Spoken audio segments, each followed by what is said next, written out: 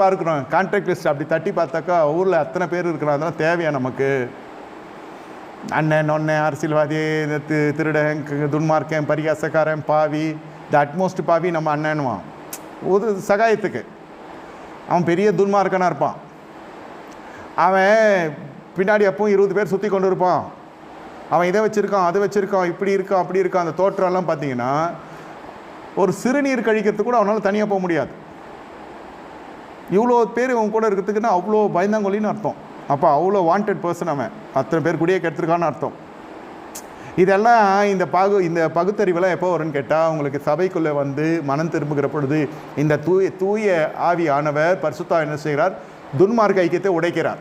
எனக்கு அவனை தெரியும், இவனை தெரியும், இவனை தெரியும், அவனை தெரியும் எல்லாம் விடாமல் தெரிந்து கொள்ள வேண்டிய கர்த்தரை தெரிந்து கொண்டால் போதும். அப்போ கான்டாக்ட் லிஸ்ட்டில் இருக்கிற பாதி பேர் போயிடும்.